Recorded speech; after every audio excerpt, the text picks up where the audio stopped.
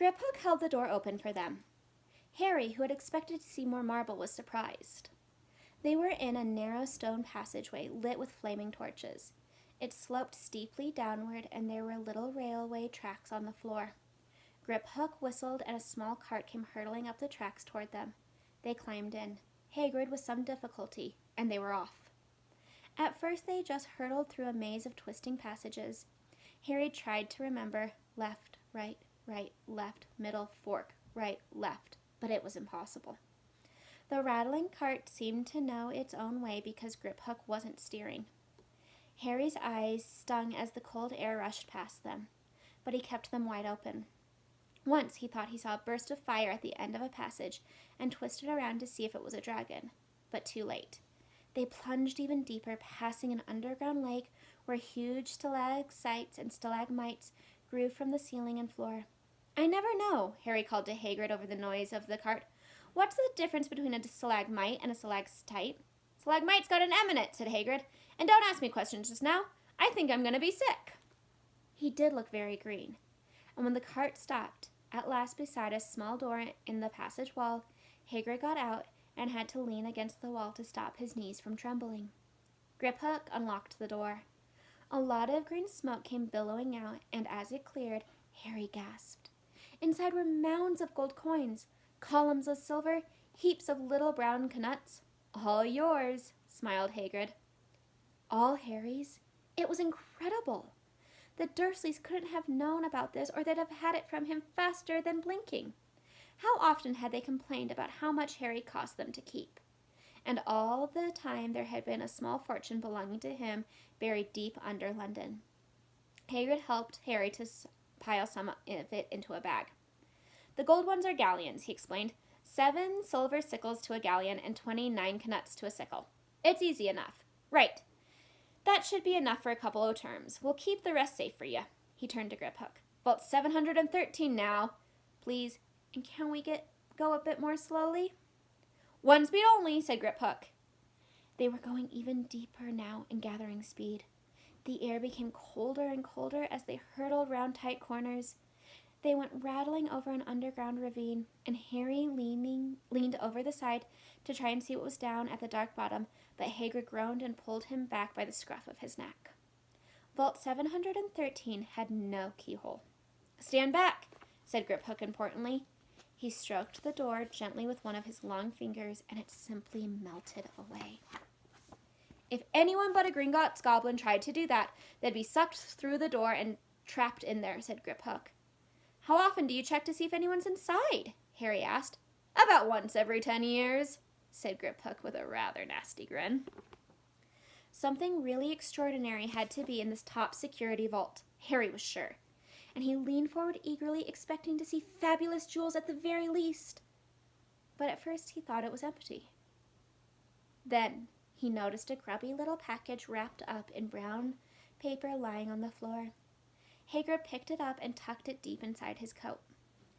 Harry longed to know what it was, but he knew better than to ask. "Come on, back in this infernal cart, and don't talk to me on the way back. It's best if I keep my mouth shut," said Hagrid.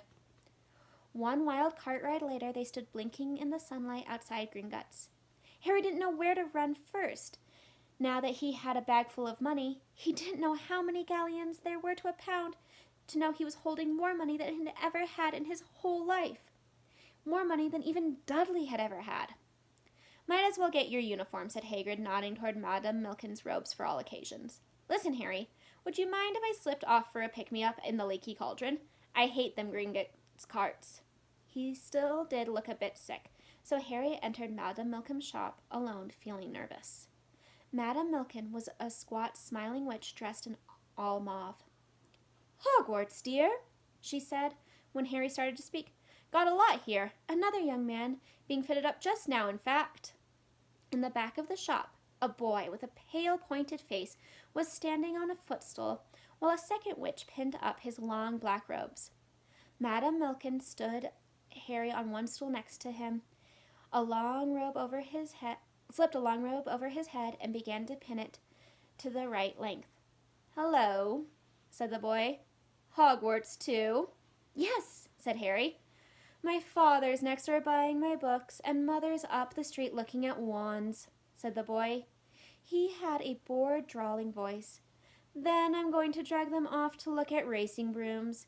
I don't see why first years can't have their own. I think I'll bully father into getting me one, and I'll smuggle it in somehow. Harry was strongly reminded of Dudley. Have you got your own broom? The boy went on. No, said Harry. Play Quidditch at all? No, said Harry again, wondering what on earth Quidditch could be. I do. Father says it's a crime if I'm not picked to play for my house, and I must say, I agree. Know what house you'll be in yet? No, said Harry, feeling more stupid by the minute. Well, no one really knows until they get there, do they? But I know I'll be in Slytherin. All our family have been. Imagine being in Hufflepuff. I think I'd leave, wouldn't you? Said Harry, wishing he could say something a bit more interesting. I say, look at that man, said the boy suddenly, nodding toward the front window. Hagrid was standing there grinning at Harry and pointing at 2 large ice creams to show he couldn't come in. That's Hagrid, said Harry, pleased to know something the boy didn't. He works at Hogwarts. Oh, said the boy. I've heard of him. He's a sort of servant, isn't he? He's the gamekeeper, said Harry. He was liking the boy less and less every second. Yes, exactly. I heard he's some sort of savage. Lives in a hut on the school grounds, and every now and then he gets drunk, tries to do magic, and ends up setting fire to his own bed. I think he's brilliant, said Harry coldly. Do you? Said the boy with a slight sneer. Why is he with you? Where are your parents? They're dead, said Harry shortly. He didn't feel like much like going into the matter with this boy. Oh, sorry, said the other, not sounding sorry at all. But they were our kind, weren't they? They're a witch and wizard, if that's what you mean. I really don't think they should let the other sort in, do you? They're just not the same. They've never been brought up to know our ways. Some of them have never even heard of Hogwarts until they got their letter. Imagine. I think they should keep it in the old wizarding families. What's your surname, anyway? But before Harry could answer, Madame Milcom said, That's it. You done, my dear? And Harry, not sorry for an excuse to stop talking to the boy, hopped down from the footstool. Well, I'll see you at Hogwarts, I suppose, said the drawling boy. Harry was rather quiet as he ate the ice cream Hagrid had bought him, chocolate and raspberry with chopped nuts. What's up? Said Hagrid. Nothing, lied Harry. They stopped to buy parchment and quills. Harry cheered up a bit when he found a bottle of ink that changed colors as he wrote. When they left the shop, he said, Hagrid, what's Quidditch? Blimey, Harry, I keep forgetting how little you know, not knowing about Quidditch. Don't make me feel worse, said Harry. He told Hagrid about the pale boy in Madame Milkin's shop. And he said people from Muggle families shouldn't even be allowed in. You're not from a Muggle family. If he'd have known who you were, he's grown up knowing your name. If his parents are wizarding folk, you saw what everyone in the Leaky Cauldron was like when they saw you. Anyway, what does he know about it? Some of the best I ever saw were the ones with magic in them. Were the only ones with magic in them in a long line of muggles. Look at your mom. Look what she had for a sister. So what is Quidditch? It's our sport. Wizard sport. It's like soccer in the muggle world. Everyone follows Quidditch. Played up in the air on broomsticks. And there's 4 balls. Sort of hard to explain the rules. And what are Slytherin and Hufflepuff? Schoolhouses. There's 4. Everyone says Hufflepuff are a lot of duffers, but I bet I'm in Hufflepuff, said Harry gloomily. Better Hufflepuff than Slytherin, said Hagrid darkly. There's not a single witch or wizard who went bad who wasn't in Slytherin. You know who was one. You know who was at Hogwarts? Years and years ago, said Hagrid. They bought Harry's school books in a shop called Flourish and Bolts, where the shelves were stacked to the ceiling with books as large as paving stones bound in leather, books the size of postage stamps covered in silk, books full of peculiar symbols, and a few books with nothing in them at all. Even Dudley, who had never read anything, would have gone wild to get his hands on some of these. Hagrid almost had to drag Harry away from curses and counter-curses, bewitch your friends and befuddle your enemies with the latest revenge, hair loss, jelly legs, tongue-tying, and much, much more. By Professor Vindictus Verdian. I was trying to find out how to curse Dudley. I'm not saying that's not a good idea, but you're not to use magic in the Muggle world except in very special circumstances, said Hagrid. And anyway, you couldn't work any of them curses yet. You'll need a lot more studying before you get to that level. Hagrid wouldn't let Harry buy a solid gold cauldron either. It says pewter on your list. But they got a nice set of scales for weighing potion ingredients and a collapsible brass telescope. Then they visited the apothecary, which was fascinating enough to make up for its horrible smell, a mixture of bad eggs and rotten cabbages. Barrels of slimy stuff stood on the floor. Jars of herbs, dried roots, and bright powders lined the walls. Bundles of feathers, strings of fangs, and snarled claws hung from the ceiling. While Hagrid asked the man behind the counter for a supply of some basic potion ingredients for Harry, Harry himself examined silver unicorn horns at 21 galleons each, and minuscule glittery black beetle eyes, 5 knuts a scoop. Outside the apothecary, Hagrid checked Harry's list again. Just your wand left. Oh yeah, and I still haven't got you a birthday present. Harry felt himself go red. You don't have to.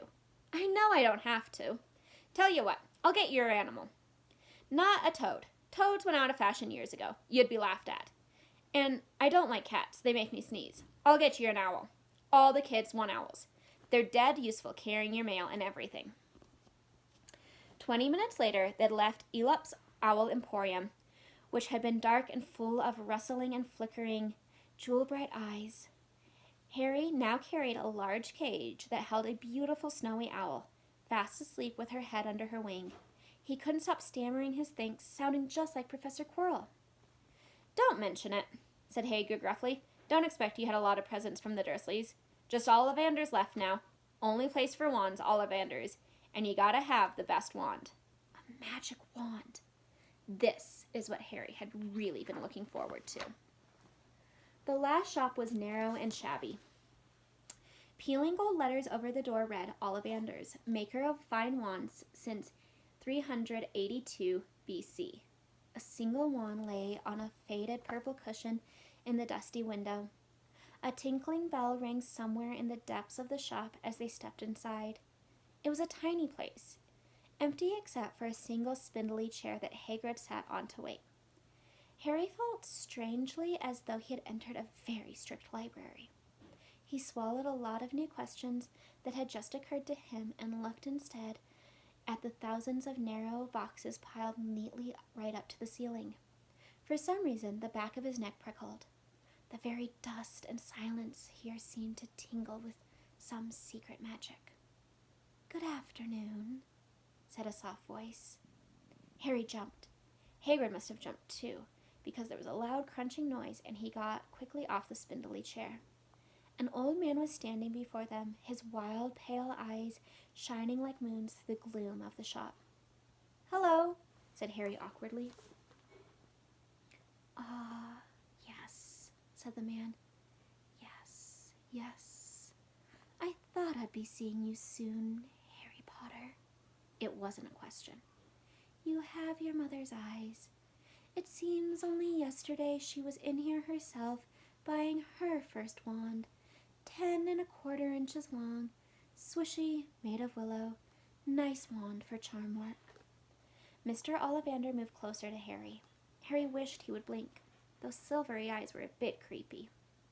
Your father, on the other hand, favored a mahogany wand, 11 inches pliable, a little more power and excellent for transformation. Well, I say your father favored it. It's really the wand that chooses the wizard, of course. Mr. Ollivander had come so close that he and Harry were almost nose to nose. Harry could see himself reflected in those misty eyes. And that's where... Mr. Ollivander touched the lightning scar on Harry's forehead with a long white finger. I'm sorry to say I sold the one that did that, he said softly. 13½ inches. You, powerful wand, very powerful, and in the wrong hands. Well, if I'd have known that wand was going out into our world to do. He shook his head, and then to Harry's relief spotted Hagrid. Rubeus, Rubeus Hagrid, how nice to see you again. Oak, 16 inches, rather bendy, wasn't it? It was, sir, yes, said Hagrid. Good wand, that one. But I suppose they snapped it in half when you got expelled? Said Mr. Ollivander, suddenly stern. Yes, they did, yes, said Hagrid, shuffling his feet. I've still got the pieces, though, he added brightly. But you don't use them, said Mr. Ollivander sharply. Oh, no, sir, said Hagrid quickly. Harry noticed he gripped his pink umbrella very tightly as he spoke. Said Mr. Ollivander, giving Hagrid a piercing look. Well now, Mr. Potter, let me see. He pulled a long tape measure with silver markings out of his pocket. Which is your wand, arm? Well, I'm right-handed, said Harry. Hold out your arm. That's it. He measured Harry from shoulder to finger, then wrist to elbow, shoulder to floor, knee to armpit, and round his head. As he measured, he said, Every Ollivander wand has a core of powerful magic substance. Mr. Potter, we use unicorn hairs, phoenix tail feathers, and the heartstrings of dragons. No two Ollivander wands are the same, just as no two unicorns, dragons, or phoenixes are quite the same. And of course, you will never get such a good result with another wizard's wand. Harry suddenly realized the tape measure, which was measuring between his nostrils, was doing this on his own. Mr. Ollivander was flitting around the shelves taking down boxes. That will do, he said, and the tape measure crumpled into a heap on the floor. Right then, Mr. Potter, try this one. Beechwood and dragon heartstring, 9 inches, nice and flexible. Just take it and give it a wave. Harry took the wand, and feeling foolish, waved it around a bit. But Mr. Ollivander snatched it out of his hand almost at once. Maple and phoenix feather, 7 inches, quite whippy. Try. Harry tried, but he had hardly raised the wand when it too was snatched back by Mr. Ollivander. No, here, ebony and unicorn hair, 8.5 inches, springy. Go on and try it out. Harry tried, and tried. He had no idea what Mr. Ollivander was waiting for. The pile of tried wands was mounting higher and higher on the spindly chair, but the more wands Mr. Ollivander pulled from the shelves, the happier he seemed to become. Tricky customer, eh? Not to worry, we'll find the perfect match here somewhere. I wonder now. Yes, why not? Unusual combination. Holly and phoenix feather, 11 inches, nice and supple. Harry took the wand. He felt a sudden warmth in his fingers. He raised the wand above his head, brought it swooshing down through the dusty air, and a stream of red and gold sparks shot from the end like a firework, throwing dancing spots of light on the walls. Hagrid whooped and clapped, and Mr. Ollivander cried, Oh, bravo! Yes, indeed. Oh, very good. Well. How curious.